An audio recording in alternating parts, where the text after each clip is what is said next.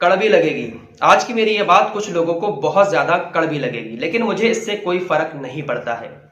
आप लोगों को चाहे मेरी बात कड़वी लगे चाहे मेरी बात मीठी लगे, लेकिन हमेशा से मैं हक कहता आया हूं और आगे भी हक कहता रहूंगा, क्योंकि मैं अपनी ऑडियंस को किसी गलत राह पर नहीं जाने देना चाहता। मैं अपनी ऑडियंस को किसी गुमराहियत में नहीं फंसने देना चाहता।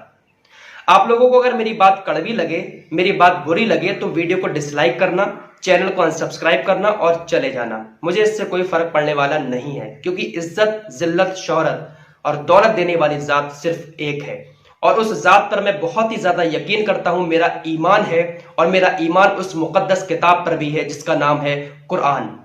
अल्लाह रब्बुल इज्जत ने इसी कुरान में सूरह अल इमरान की एक आयत में फरमाया, बेशक झूठों पर अल्लाह की लानत है। आज इसी झूठ पर थोड़ी सी बात करेंगे। दोस्तों, जब से बाबरी मस्जिद का फैसला आया है, तब से लेके अब तक हजारों झूठ मुसलमानों की तरफ से फैलाए जा चुके हैं। ये कड़वा है, लेकिन इसको आपको एक्सेप्ट करना पड़ेगा। कौन कौन से झूठ फैलाए जा रहे हैं कि बाबरी मस्जिद थी, बाबरी मस्जिद है, बाबरी मस्जिद रहेगी। बेशक इमोशनल होने वाली बात है कि मस्जिद को छीन लिया गया है, लेकिन यह बताइए कि बाबरी मस्जिद कैसे रहेगी, कैसे वहां पर बाबरी मस्जिद बनाई जाएगी। पहला सच यह आपको एक्सेप्ट करना पड़ेगा कि वहां पर अब राम मंदिर का निर्माण होगा। इस बात को आपको एक्सेप्ट करना पड़ेगा। इसके अलावा सोशल मीडिया पर इस वक्त यूट्यूब पर जिस तरीके की गुंडागिर्दी, ये छोटे छोटे बच्चे बैठकर उल्टी सीधी वीडियो डाल रहे हैं। किसी पर तो आप किसी बाबा का या किसी साधु का एक बयान डाल देते हैं कि देखिए बाबरी मस्जिद बनेगी और ये होगा और वो होगा। बहुत सारी ऐसी वीडियो YouTube पर चल रही हैं जिसको देखकर मुसलमान भड़क रहा है, मुसलमानों के दिल में और ज्यादा जज्बात भड़क रहे हैं। और ये लोग कौन होते हैं आप जानते हैं? ये जो कोई वकील साहब हैं, ये भी कोई उल्टे सीधे बयान देते हैं हमेशा राम मंदिर पर, और ये मुसलमानों का फेवर करते हुए नजर आते हैं, और मुसलमानों को ये लगता है कि ये हमारे मसीहा हैं। और इस वक्त ये पुरानी वीडियो निकालकर जो मुसलमान यूट्यूबर हैं वो डाल रहे हैं इस वक्त यूट्यूब पर, और मुसलमानों के जज्बातों के साथ खिलवाड़ कर रहे हैं। मुसलमानों को ये लग रहा है कि भाई बाबरी मस्जिद वहां पर बनेगी, लेकिन सच ये है कि बाबरी मस्जिद अब वहां पर नहीं बनेगी। जो ईमान वाले हैं जब वो ऐसा झूठ बोलेंगे, जिनको कुरान पाक पर यकीन है, जब वो ऐसा झूठ बोलेंगे, तो सोचिए इस कौम का क्या होगा। जिनके पास ईमान नहीं है वो लोग झूठ फैला रहे हैं, तो कोई बात नहीं, उनको फैलाने दो, क्योंकि उनके पास मुकद्दस किताब नहीं है जिसमें अल्लाह ने झूठों पर लानत भेजी है। तो सोचिए जिस कौम पर अल्लाह लानत भेज रहा हो झूठ की वजह से, उस कौम का क्या हाल होगा। इस चीज को आपको एक्सेप्ट करना पड़ेगा, जज्बात से काम लेने की जरूरत नहीं है। दोस्तों, आपके सामने रोजाना ऐसी वीडियो आती होंगी कि अरब देशों ने मोदी पर हमला कर दिया, अरब देश जाएंगे इंटरनेशनल कोर्ट, अरब देश ये करेंगे वो करेंगे। भाई कुछ नहीं होने वाला है, एक एक वीडियो झूठी है।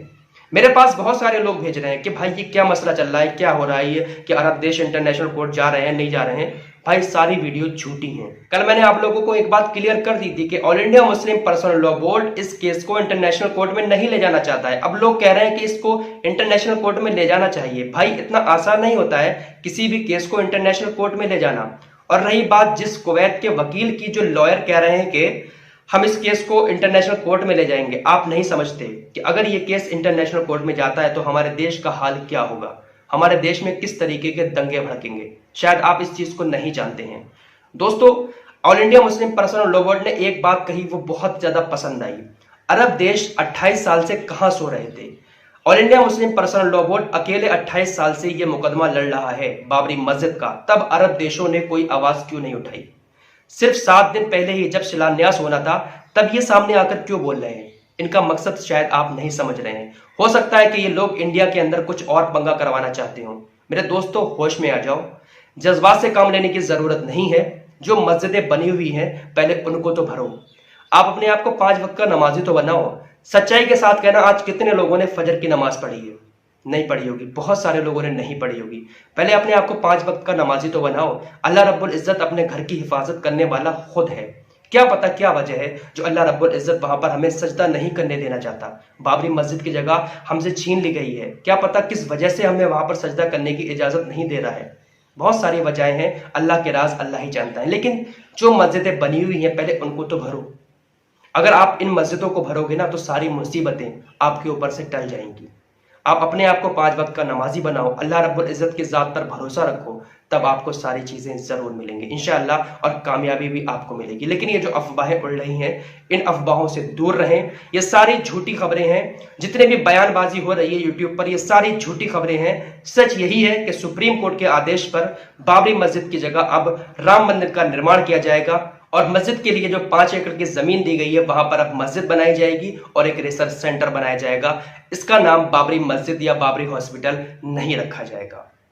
अब आते हैं नेपाल की तरफ। नेपाल में भी राम मंदिर का निर्माण किया जा रहा है। नेपाल के जो प्रधानमंत्री हैं, उन्होंने कुछ दिन पहले एक बयान दिया था जिस पर बहुत सारा विवाद भी हो गया था। उन्होंने कहा था कि राम जो है वो अयोध्या में नहीं बल्कि नेपाल में पैदा हुई है, नेपाल के अंदर राम का जन्म हुआ है। इस पर बहुत सारा विवाद भी हो गया था। फिलहाल ये मामला अब ठंडा गया। जिस दिन से शिलान्यास हुआ है उस दिन से ये केस दबा हुआ था, लेकिन अब कल नेपाल के प्रधानमंत्री ओली ने एक बयान दिया है जिसमें उन्होंने कहा है कि हम नेपाल के अंदर भी एक भव्य राम मंदिर बनाएंगे, और उन्होंने मूर्तियों को बनाने के आदेश भी दे दिए हैं। वहां पर राम जी की एक बड़ी मूर्ति भी बनाई जाएगी, और अयोध्या नगरी के नाम से एक वहां पर एक जिले का नाम, एक शहर का नाम कर दिया गया अयोध्या नगरी, नेपाल के अंदर भी। तो वहां पर भी एक भव्य राम मंदिर बनाया जाएगा। मेरे दोस्तों, सारी अफवाहों से दूर रहे, जो सच है उसको एक्सेप्ट करें, जज्बात के साथ काम ना लें, होश के साथ काम लें। लोग आपको गुमराह कर रहे हैं, उस गुमराही से आप लोग बचकर